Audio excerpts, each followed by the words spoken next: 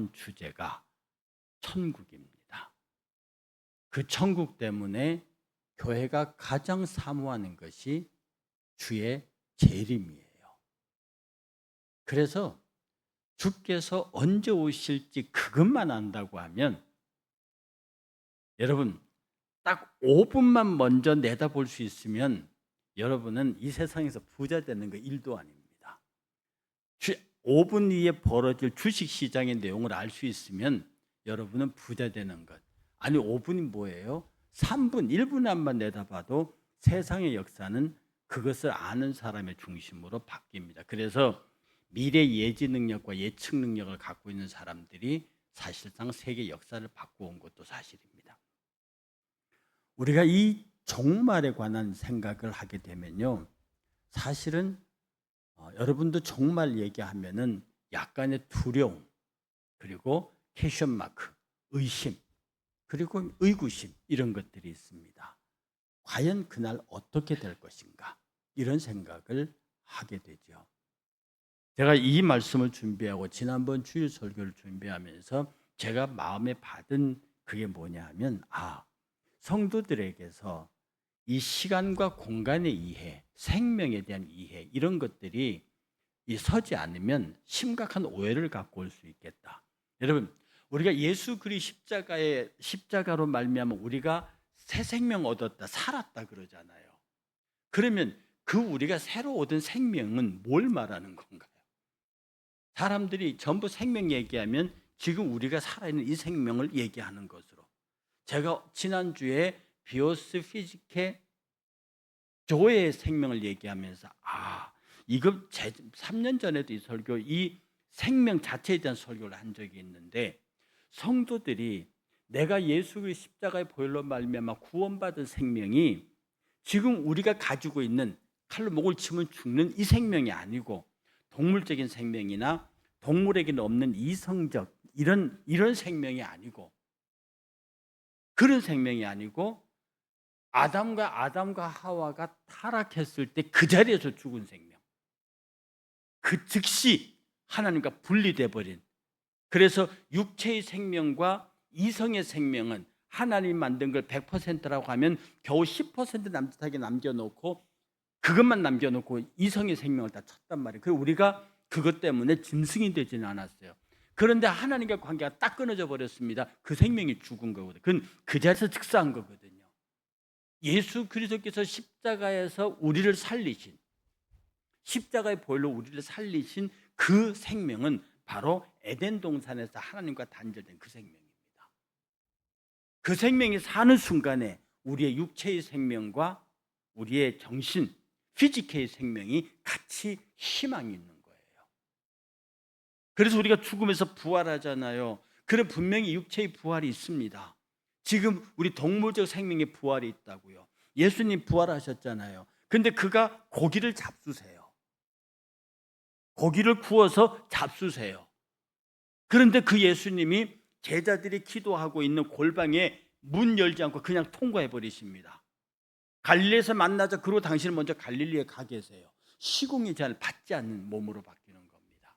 그 생명 자체가 그가 영원한 생명에 대한 본질을 우리에게 보이셨다고요. 그러니 여러분, 신앙의 세계와 믿음의 세계를 이해하는 데서 제발 우리가 갖고 있는 시간과 공간이라는 개념을 버리셔야 해요. 제가 지난번에 달란트 설명할 때도 그 말씀 드렸던가요?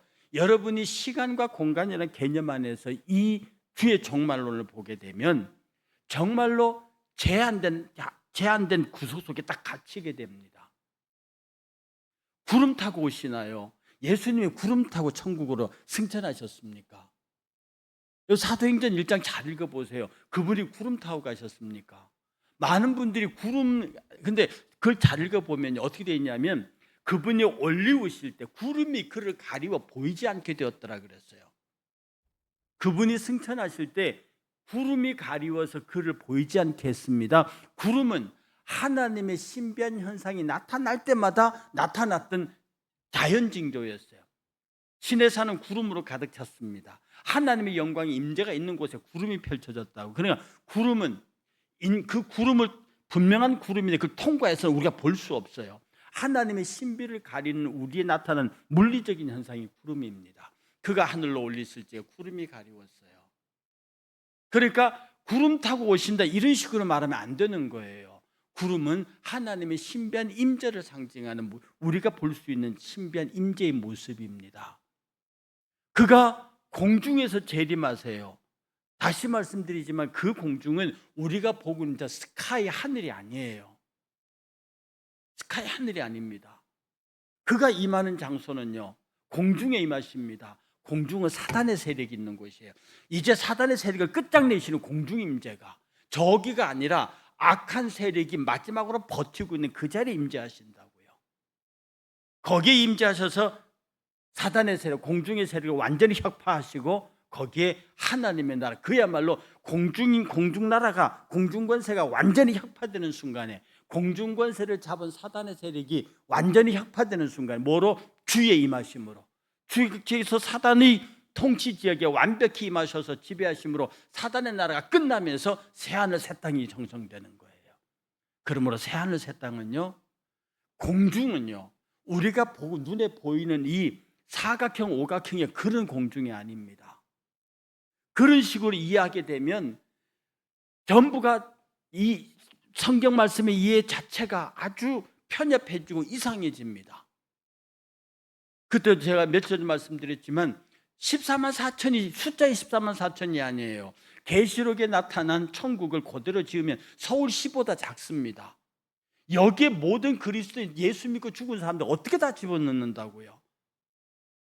또 우리가 간 천국이 지금 우리의 삶과 똑같아가지고 거기서도 먹고 자고 놀고 거기서 아무것도 하지 아니하고 하나님만 찬양하고 하나님만 경배하는 우리들의 3차원의 세계라고 하면 여러분 거기서 지겨워서 못 삽니다. 그런 천국이 아니에요. 우리가 갈 새하늘 새 땅의 천국은요, 24시간 시간으로 계산하는 게 아니라 지금 이 3차원의 공간으로 계산하는 데가 아니에요. 시공을 완전히 초월한 전혀 다른 영원의 차원이에요. 영원은 시공간이 아닙니다. 무한은 시공간이 아니에요. 영원한 차원으로 들어간다고. 거기에서 우리가 하나님을 배우고 그를 예배한다고요. 그러니 부활한 성도들이 새하늘 새 땅에서 하나님을 영원토록 찬양한다. 이건 지금 우리들의 24시간 개념과 우리들의 공간 개념으로는 도저히 설명할 수 없는 거예요. 그런데 자꾸 이걸로 설명하려고 한다는 거예요. 시한부 종말론데 이걸로 설명하려고 그래요. 시간, 우리가 하나님이 창조한 시간을 계산합니다. 언제 몇 날 몇 시 온다 이렇게 계산하는 거예요. 그리고 공간을 계산합니다. 어디에 온다고, 시온산 꼭대기에 온다고, 어느 장소 꼭대기에 온다고. 자꾸 하나님의 임재와 그 역사를 우리 인간의 시간과 공간 속으로 자꾸 잡아넣으려고 하는 거예요. 거기에서 이단이 발생하고 거기에서 그릇된 교리들이 발생하는 겁니다. 오늘 본문으로 들어오면요, 주인이 종 보고 나 갔다 올게. 그런데 이 주님이 그러므로 그랬잖아요. 그러니까 앞에 많은 얘기를 하셨다는 거예요. 그게 뭐냐면 막 둘이 잠을 자다가 하나 없어지고 밥 갈다가 하나 없어지고 뭐 그래서 여기 나타 저기 나타났다 막 그런 얘기를 하는 말세의 치말의 종말 현상들에 관해서 24장부터 41절까지가 그 얘기 다 해놨어요. 종말에 어떤 현상이 일어난다. 둘이 맷돌 갈다가 하나 없어진다. 둘이 잠을 자다가 하나 없어진다. 막 이런 마지막 종말의 현상을 얘기한단 말이야. 그러므로 이런 일들이 너희들에게 어느 날 갑자기 나타난다는 거죠. 갑자기. 핵심 용어는 갑자기입니다. 갑자기 나타난다는 거예요. 갑자기 나타남으로 너희들은 깨어 있으라. 이 지금 비유의 핵심은 깨어 있으라입니다. 깨어 있으라. 주인이 돌아왔을 때 네가 자고 있는 모습을 본다든지, 주인이 돌아왔을 때 맡긴 종들을 때리고 음식도 안 나눠주고 일도 안 나눠주고 집안을 엉망으로 만드는 모습을 본다든지, 주인이 돌아왔을 때 네가 바람나서 딴 데 가 있는 이런 모습을 본다든지, 그러면 안 되니까 깨어 있어라. 그리고 주인이 언제 올지 모르니까 너는 바짝 깨어서 그의 오심을 준비하라. 이 메시지가 오늘 본문 속에 들어가 있는 겁니다. 여러분, 깨어있다고 하는 게 무슨 뜻인지 아세요? 이제 성경 전체로 들어갑니다. 이 내용은 이런 거. 그러면 어떻게 하면 깨어있는 거예요? 뭐 잠을 안 자고 눈을 딱 부릅뜨고 있는 겁니까? 눈을 뚝 부릅뜨고 있는 건가요? 그게 깨어 있는 겁니까? 여러분, 주무실 때 푹 주무세요. 아, 왜 잠을 안 주무십니까?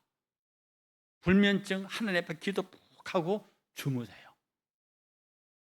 어쨌든 하나님께서는 주께서 사랑하는 자에게 잠을 주신다 했습니다. 두 가지라 그랬습니다. 그렇게 번역해도 괜찮고, 주께서 사랑하는 자는 잠을 잘 때도 복을 주시나니, 두 개로 번역합니다. 근데 후자가 더 맞아요.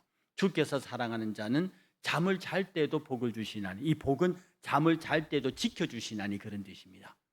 주께서 사랑하는 자는 잠을 잘 때도 지켜주시나니. 그러니까 주께서 사랑하는 자에게는 잠을 주시나니, 그 말은 잠을 준다는 말은 평안하게 한다는 뜻이에요. 그리고 네가 잠을 잘 때도 원수가 너를 해하지 못하도록 너를 지켜주겠다. 그러니까 주께서 사랑하는 자에게 깊은 잠을 준다는 말과 주께서 사랑하는 자에게는 잠을 잘 때도 지켜주신다는 말이 내용적으로는 통합니다. 번역은 서로 그렇게 할 수 있고 그렇게 따라 해석은 달라질 수 있습니다. 그러니 여러분들이 잠을 잔다고 하는 거예요. 그러니까 자꾸 신앙생활하면서 잠자는 놈은 나쁜 놈이고 잠자는 놈은 게으른 놈이고 잠자는 놈 이렇게 말하는데 그건 그렇지 않습니다. 푹 주무세요. 정말로 깊이 주무세요. 정말로 깊이 주무세요. 그리고 잠에도 질이 있다고 하지 않습니까? 일단 자고 나면 뜸에도 가도 모르도록 깊이 잠드세요. 이건 여러분 하나님 앞에 기도해야 합니다. 하나님, 내 육체가 편히 쉴 수 있도록 깊고 깊은 단잠을 주십시오. 성경에도 보면요, 하나님의 사람들은 깊이 잠들었습니다. 이 깊이 잠들지 못하는 이유가 뭐냐면 근심과 염려 때문에 그래요. 스트레스요. 여러분, 근심과 염려는 다시 강조하지 말았지만 교만하는 겁니다. 근심하고 염려한다는 건 교만한다는 거예요. 왜 그러냐면 근심과 염려가 지난 일 때문에 염려합니까? 지난 일 때문에, 지난 일을 염려하는 것은 그 지난 일이 앞으로 내게 미칠 영향 때문에 걱정하는 겁니다. 그러니까 근심과 염려의 거의 대부분의 시점은 미래 일입니다. 장차 일어난 일들에 대한 근심이에요. 왜? 과거 일을 근심해도 그게 내 미래에 영향을 미치니까. 과거 일어날 일이 내 미래에 영향을 미치지 않으면 기분 나빠 그러고 마는 겁니다. 근데 과거 일어났던 일들이 미래에도 영향을 미쳐요. 그러니까 근심하는 거거든. 근데 미래를 근심한다. 하나님은 그걸 건방지다고 하는 거예요. 네가 내일 살아있다는 보장이 있느냐? 저와 여러분들이 내일 살아있다는 보장이 없어요. 그럼 어떤 분이 말합니다. 아, 내일 살아있다고 하는 그런 확신이 없으면 세상 어떻게 삽니까? 세상 어떻게 사는 게 아닙니다. 내일이 없습니다. 우리가 내일이 있다고 믿는 순간에요, 우리의 신앙은요 나태해집니다. 우리가 내일이 있다고 쓰는 순간에 우리는 신앙이 잠들게 됩니다. 내일은 없습니다. 제가 저희 비유를 들었잖아요. 나비하고 하루살이하고 아주 데이트를 열심히, 정말 꿀 같은 하루의 데이트를 보냈습니다. 그리고 나비가 헤어지면서 하루살이에게 말합니다. See you tomorrow. 그래서 하루살이가 귀를 쫑긋 세우고 What is tomorrow? 내일이 뭐니? 하루살이에게 내일이 없습니다. See you tomorrow, 내일 만나자. 그래서 하루살이가 내일이 뭐니? 오늘 우리 그리스도인들에게서는요, 지금 주께서 주신 이 시간밖에 없습니다. 제가 하는 이 설교가 이 땅에서 마지막 설교입니다. 지금 여러분 옆에 있는 사람이 이 땅에서 만나는 마지막 사람이에요. 주께서 부르시면 그걸로 끝이란 말입니다. 종말이, 재림이 항상 하나님의 나팔, 천사들 호랑에서 그날이 아니에요. 이건 우주적 종말이고 개인적 종말이면 내가 죽는 날입니다. 세상 사람들이 자기 죽음에 관해서 내가 원해서 죽는 사람이 있습니까? 자살은 죄 중에 죄라서 그건 고려 대상이 안 되고요. 하나님이 나를 부르시는 그날은 내가 알 수 없는 거예요. 주님이 오시는 날도 알 수 없지만 내가 가는 날도 알 수 없습니다. 그러니 하나님께서 우리에게 주신 이 종말론적인 사고는요, 지금 이게 마지막이다. 지금 이 시간이 내게 주어진 마지막 시간이요, 내가 만나는 사람, 이 사람이 마지막 사람이요, 내가 하는 일이 마지막이 아니에요. 여러 성도님들이 매 순간마다 세상 속에서 일하고 사람들을 만날 때 당신이 내가 만나는 마지막 사람이고 내가 만나는 마지막 일이라고 하면 그게 진지하지 않을 수 있습니까? 거기에 목숨 안 걸 수 있냐고요. 깨어있다고 하는 것은요, 여러분의 육체는 편안히 잠드세요. 하실 수 있거든 많이 자세요. 많이 주무신다고 그 게으른 사람 아닙니다. 의사들은 8시간 자라며요. 요새 8시간 잤다 욕 바가지로 퍼먹게요. 요새 8시간 잤다가는 회사에서 쫓겨나고요. 8시간 잤다가는 대학도 못 갑니다. 근데 의사들은 8시간 자래요. 최소 6시간 자래요. 근데 저는 개인적으로 잠자는 거 되게 싫어합니다. 죽으면 평생 잘 것인데 이 몸을. 예. 그러나 말입니다. 하나님이 창조하신 몸은 잠을 요구합니다. 깊이 주무세요. 특히 여러분 가운데 불면증 있고 밤이 어려우신 분들요, 하나님 앞에 기도 많이 하세요. 주께서 사랑하는 자께 잠을 주신다면서요. 잠을 잘 때도 지켜주신다면서요. 그래서 하나님 앞에 여러분 육체는요, 우리의 육체의 휴식은 잠밖에 없습니다. 여러분 육체 휴식한다고 축구하세요? 그러지 마세요.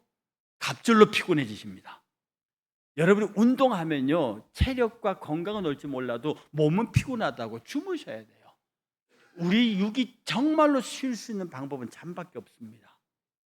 우리가 잠잘 때요, 우리 모든 육체가 하는 일을 놓고 쉽니다. 머리부터 발끝까지 다 쉬어요. 그래서 이걸 못 자면, 잠을 못 자면서 헬스장 가면 가지 마세요. 그거. 여러분 잠 못 주면서 헬스장 가서 육체를 괴롭게 해서 주무신다고요.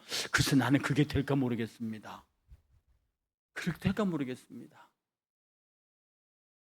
그냥 누우면 곧장 잠들 수 있도록. 여러분 제가 그런 사람인데요, 천성이 그렇지 않습니다. 저 예민한 사람이에요. 저도 신경이 날카로운 사람입니다. 그런데 누우면 잠듭니다. 이건 하나님의 은혜입니다. 제가 그런 사람이 아니었다고요. 제가 있는 시골에서 살 때요, 우리 삼촌이 그랬어요. 우리 작은 삼촌이, 너는 자면 시체가 자는 것 같아요. 한쪽 구석에서 조용히 있었대요. 엎드려 자면 엎드려서 깨고요, 옆으로 자면 옆에서 깨는데 움직이지도 않는데요. 무섭대요. 그런데 그렇게 잠을 깊이 드는 게 아니었어요. 그런데 어느 순간에 하나님께서 주신 은혜예요. 여러분 잠을 못 오시는 분들이요, 주무세요. 하나님 앞에 깊은 잠을 요구하세요. 하나님께서 단잠 주실 때 그에게 꿈을 주시고요, 깊은 잠을 줄 때 꿈 가운데 계시하세요. 그래서 육체는 잠으로 편히 쉬지만 우리의 영은요, 깨어 있어야 합니다. 영이 깨어 있는 제1요소가 뭐냐면 하나님께서 내게 주신 일에 내 생명을 거는 겁니다. 깨어 있는 첫째 요소는 지금 내가 하는 이 일이 주께서 내게 부탁하신 마지막 일이다. 저는 이 설교가 끝나고 난 다음에 저 문을 열고 여러분의 인사로 나가면서 어떤 후회도 남지 않아야 합니다. 내가 할 얘기를 다 했어. 어떤 분들 설교 준비하면서 요건 다음 주에 할 거야 라고 설교 소스로 골라놓는 사람이 있어요. 제가 학교에 있을 때도 학생들이 그런 게 있었거든요. 제가 학교에서 설교학을 가르칠 때 그랬습니다. 다 써라. 남기지 말아라. 성도들에게 줄 수 있는 것이면 다, 시간이 모자르면 모르거니와 시간이 허락하는 범위 내에서 네가 준비한 거 다 써라. 요거 다음 쓰면 네가 다음에 살아있다는 보장이 없어. 네가 내일 살아있다는 보장이 없어. 설교자들은 당신은 내일 살아있다는 보장이 없어. 그러니 이 자리에 섰을 때 다 쏟아내라. 여러분 전도하는 사람들이요, 전도할 때에 저 사람에게 다음에 하지 그러지 말라고요. 다음이 없어요. 내게도 내일이 없고 그에게도 내일이 없어요. 많은 전도자들에게서 내가 왜 그때 복음 전하지 않았지라고 후회한 사람이 굉장히 많습니다.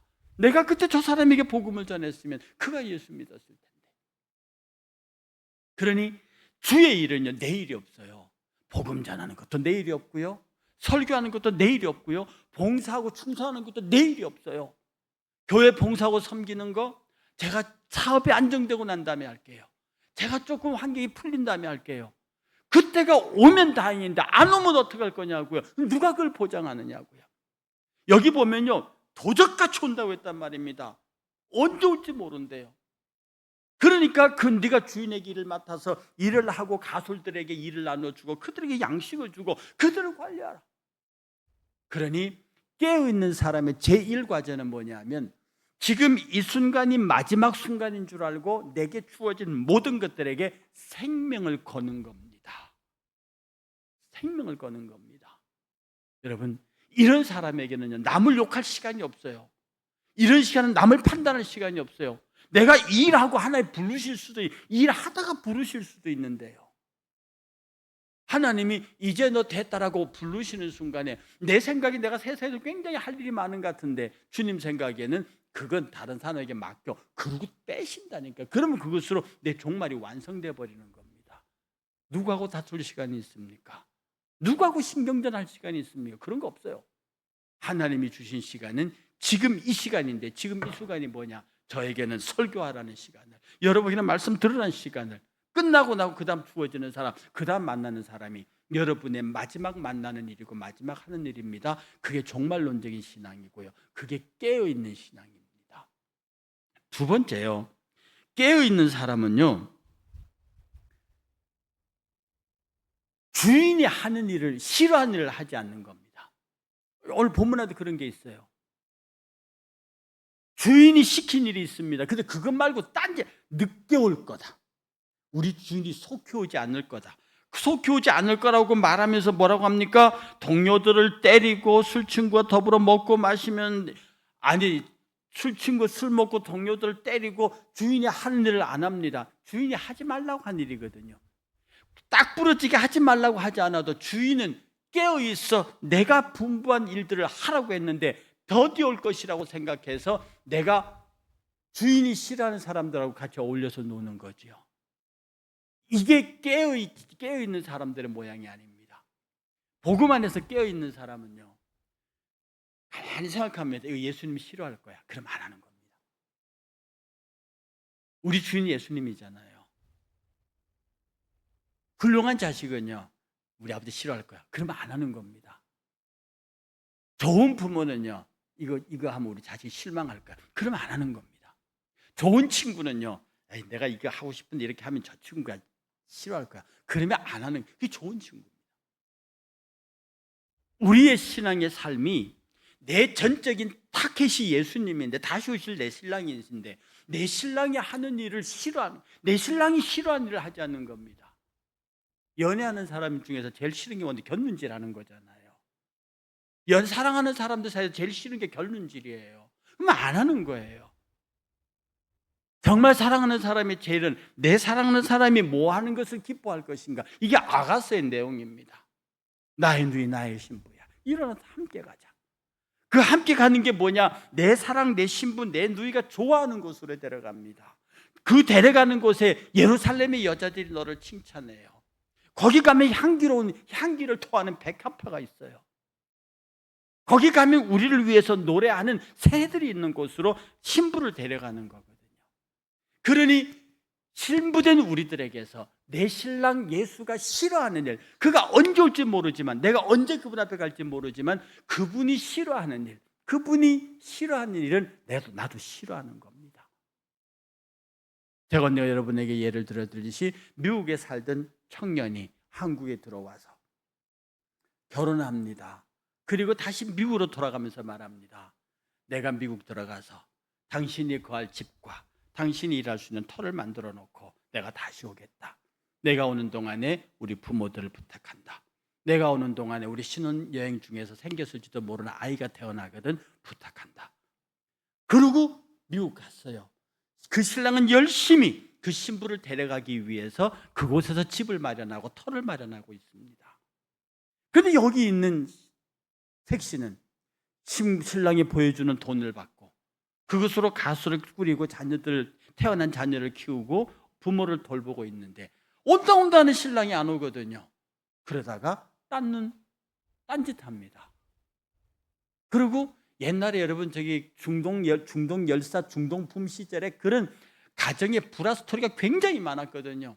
그 열사의 땅에서 남편은 열심히 일해서 돈 벌어버렸더니 부인은 맨날 춤바람 나서 돌아다니고 돌아왔을 때는 아무것도 없어요. 그냥 가정 파탄 났다는 얘기가 엄청나게 많았습니다. 내 사랑, 내 신랑 되신 그분이 나에게 떠나면서 천국 가면 그래, 당신이 승천하면서 그러면 내가 다시 속히 오겠다. 내가 너희 쓸 곳을 예비한 다음에 너희 처소가 예비되면 내가 다시 오겠다. 그 약속이거든요. 그 약속하시면서 하신 말씀이 뭐냐? 교회, 내 사랑하는 교회, 너는 나의 신부고 내 교회고 너희들이 모여있는 이 교회, 여기에 신앙의 믿음의 생활 잘하라, 성도로서의 순결을 지켜라, 신앙의 도리를 가르치고 가셨습니다. 우리 교회는, 신부는 그가 올 때까지 그가 원하는 것들을 하고 그가 원하지 않는 것들을 하지 않는 거예요. 영적 외도를 하지 않는 겁니다. 이게 깨어있는 사람의 두 번째 요소입니다. 그래서 여러분 말입니다, 곰곰이 한번 생각해 보세요. 여러분 영적으로 바람 안 피셨어요? 예수님보다 돈이 더 안 좋으셔? 눈에 안 보이는 예수님보다 눈에 보이는 율곡 어머니가 더 이쁘게 보이지 않으시던가요?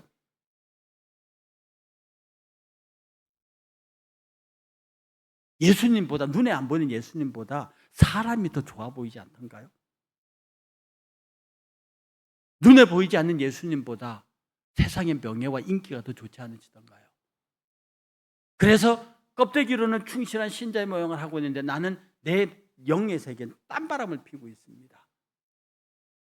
나를 자랑하고 나를 드러내고 내가 인정받기를 원하고 내 신랑의 이름으로 내가 그 모든 일들을 하는데 내 신랑에 돌아갈 영광을 내가 가로채고 있다. 아닙니다. 이건 깨어있는 게 아닙니다. 그래서 오늘 본문 속에 깨어있으라 하는 명령 속에는요, 네게 주어진 그 순간이 마지막 일이다. 네게 주어진 일에 생명 걸어라. 깨어있으라의 두 번째 메시지는요, 신랑이 싫어하는 일, 주인이 싫어하는 일 하지 마라. 주인이 하지 말라는 일 하지 마라. 주인의 마음을 아프게 하지 마라. 주인의 명예를 떨어뜨리지 마라. 주인을 곤란하게 하지 마라. 그리고 깨어있음의 마지막 사람은요, 시간의 촉박함을 아는 사람입니다.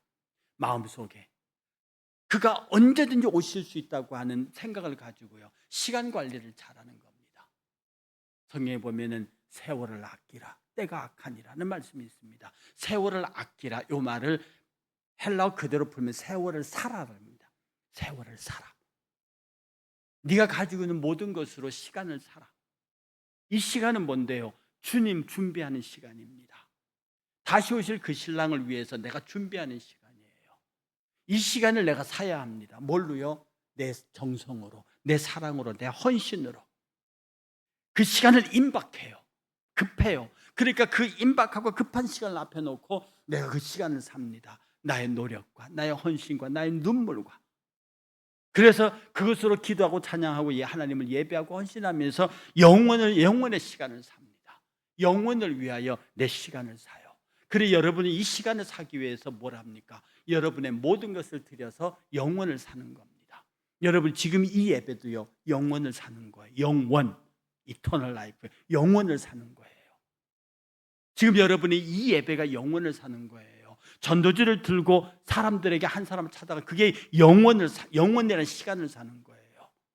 여러분이 교회에 나와서 이름도 없이 빛도 없이 교회의 작은 일에 봉사하는 거, 영원을 사는 거예요.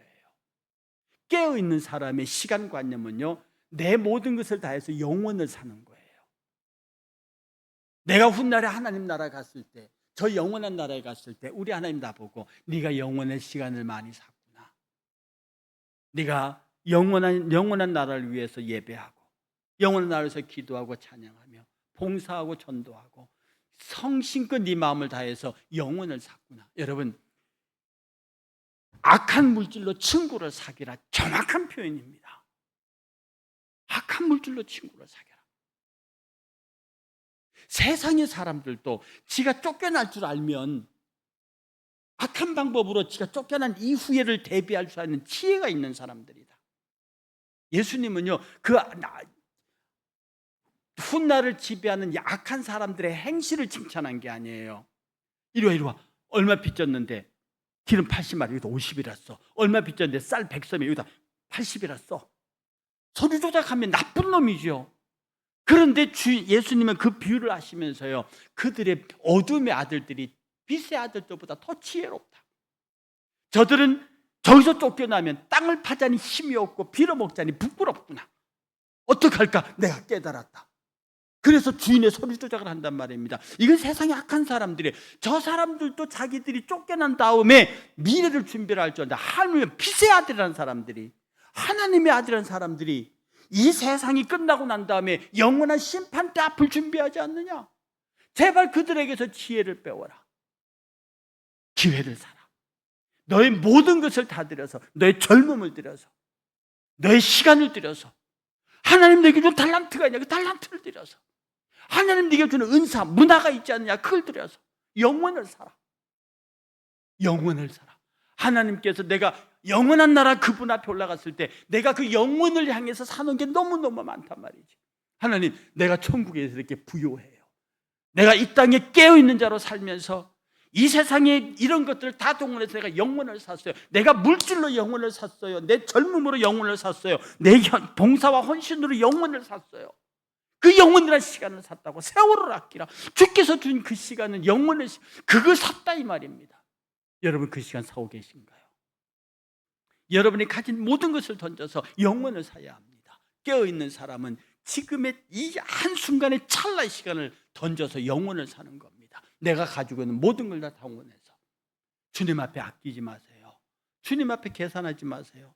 주님은 회전하는 그림자도 없으시고 그는 만물이 여김을 받지도 않습니다. 그는 속임을 받지도 않으세요. 그 앞에 계산하는 사람이 제일 어리석은 사람입니다. 그 앞에 주판을 생각하고 그 앞에 상황을 전개하는 사람이 제일 어리석은 사람이에요. 하나님 앞에는 따지지 않는 게 좋습니다. 여러분, 힘 있고 능 있고 모든 걸 할 수 있는 사람 앞에서 계산기 두드리면요, 그 사람은 계산기대로 하자고 그럽니다. 그런데 그 능 있고 넉넉한 사람에게 모든 걸 맡겨놓고 아유, 알아서 해주시면 좋겠습니다. 그는 선하고 귀한 사람일 경우에는 내게 생각했던 이상으로 넘치고 부으십니다. 우리 하나님은 그런 하나님, 우리 하나님 짠 하나님이 아닙니다. 내가 하나님께 하나를 드리면 열이고 백이고 부으시는 분이시라고요. 그런 하나님 앞에 계산하면 하나님, 주실 하나님 짜증납니다. 오늘 우리가요, 깨어있으라는 메시지 앞에 정말로 겸손하게 서야 합니다. 하나님이 주신 이 시간이 마지막 시간입니다. 하나님이 싫다고 하는 거 하지 마세요. 그리고 여러분의 작은 것을 들여서, 여러분의 최선을 들여서 영원을 사세요. 하나님의 시간을 사세요. 내 시간, 내 물질, 내 능력, 이걸 들여서 하나님의 시간을 사세요. 하나님의 공간 합쳐서 영원을 사세요. 그것을 사는 순간에 그건 전부 다 하늘에. 왜? 내가 산 영혼은요, 이 땅에 둘 수가 없어요. 왜? 여기는 3차원의 공간이고요, 시간이라고 하는 차원이에요. 여기는 영혼을 둘 수 없어요. 근데 나는 시간과 공간의 것들을 다 동원해서 영혼을 샀어요. 그건 어디야? 그걸 둘 수 있는 데가 하늘나라밖에 없다고요. 거기는 조음도 동록도 없어요. 도둑이 가져가지도 못해요. 내가 이 땅의 시간과 공간 안에서 주어진 이 모든 것들로 영혼을 샀어요. 그게 전부 하나님 나라에 가 있다 이 말입니다.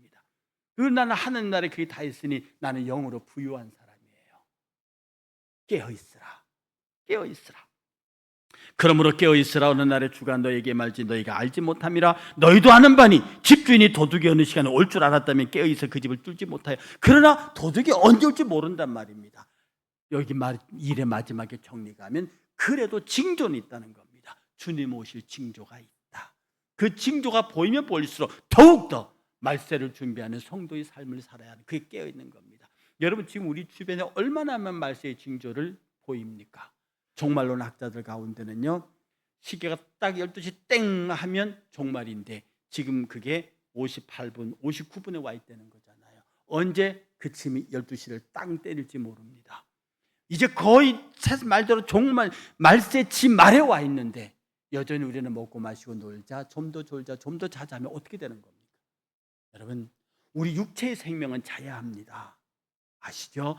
육체의 생명은 자야 합니다. 그리고 푹 주무세요. 그러나 영의 생명은 자지 않습니다. 조의 생명은 자지 않습니다. 그 생명에는 잠이 없어요. 육체의 생명과 정신의 생명은 자야 합니다. 비옷의 생명과 피지컬의 생명은 자야 합니다. 그래서 정신 세계도 내려놓고 육체도 쉽니다. 그러나 조의 생명, 영적인 생명은 자지 않습니다. 아니요, 그 영적인 생명이 잠들면 큰일 납니다. 겨우 영적인 생명 죽어서 예수 십자가의 보혈로 살려놨더니 그걸 재우면 안 된다 이 말입니다. 깨어 있어야 돼요. 우리가 깨어 있다는 말은 영의 생명이, 설교 시작할 때 말씀드렸던 영의 생명이 살아나는 거예요. 이건 재우면 안 됩니다. 이거는요, 영혼의 생명이기 때문에요, 시공의 제한을 받지 않아요. 우리 육체의 생명은 시간과 공간의 제한 받습니다. 그러나 우리가 가진 조의 생명은 영혼의 생명이에요. 그건 졸면 안 됩니다. 그건 자면 안 됩니다. 깨어야 합니다. 여러분, 우리가 생명 이런 얘기할 때 교회에서 얘기하는 생명은 여러분이 아는 생물학자들이 말하는, 의사들이 말하는 그 생명이 아닙니다. 영원한 생명이에요. 아담과 하와 시절에 잊어버렸던 그 생명이 십자가 비율로 다시 살아났어요. 이걸 재우면 안 되죠. 이걸 재우면 안 되죠. 깨어서 여러분의 온 힘을 다해서 깨우는, 그래서 여러분의 영이 팔팔한 영혼의 시간을 살아나는, 그래서 신랑이 왔을 때, 주인이 돌아왔을 때 그 주인이, 신랑이 너무너무 기뻐서 착하고 충성된 종이라고 소리치는 그런 놀라운 하나님의 나팔 소리 듣는 여러분 되시기를 주의 이름으로 축복합니다. 우리 찬송가